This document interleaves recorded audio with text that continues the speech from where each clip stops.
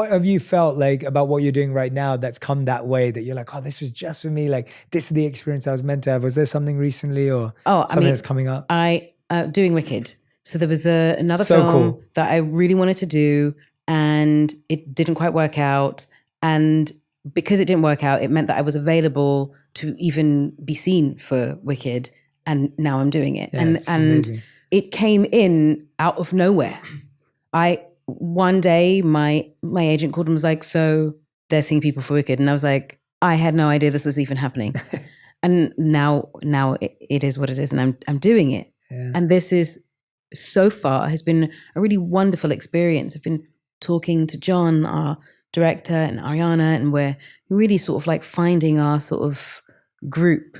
Like, what is the group mind wanting? What do we want to tell with this story? How do we want it to look? What do we want people to feel? How do we want to feel when we do it? All of those things.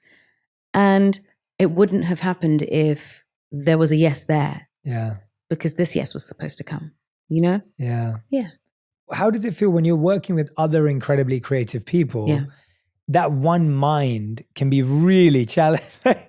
There's one thing getting your mind right and being like, I know what I'm doing. Yeah. Now you've got 3 sets of imposter syndrome, 3 sets of excitement, 3 sets of artists. Like, have you figured out as by now, like, is there a system, a process that you can follow to help to make everyone feel comfortable? Like, how does that work? Often it's about thinking less about, and I know this sounds counterintuitive, but less about what you need and more about what they need.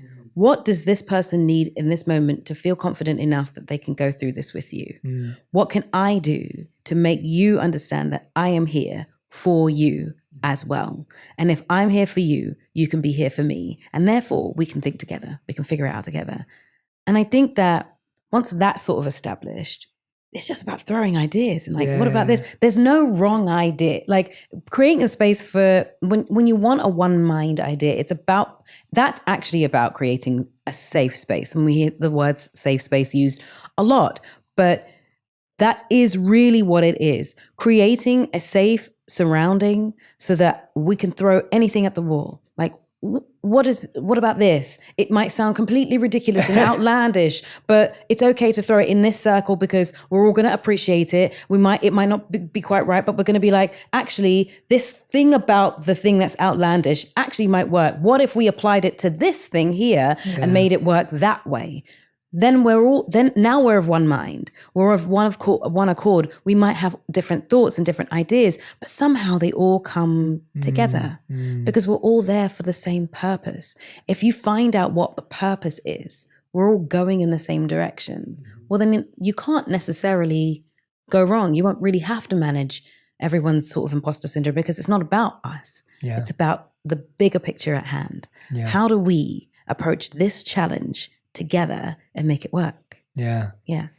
I love that idea of, I think that space of there's no bad ideas and don't judge someone for their bad ideas, judge them for their great ones. Yeah. And judge them for the bravery to even say the idea in the first place. Even though everyone knows it's silly. And you're so right that so often a bad idea is actually the seed of a great one. Right. It's just that you have to kind of pull away all the, take it apart and get rid of all the dust. And then there's actually something really interesting there. Right. Like there's an interesting perspective or a way of looking at it. Yeah.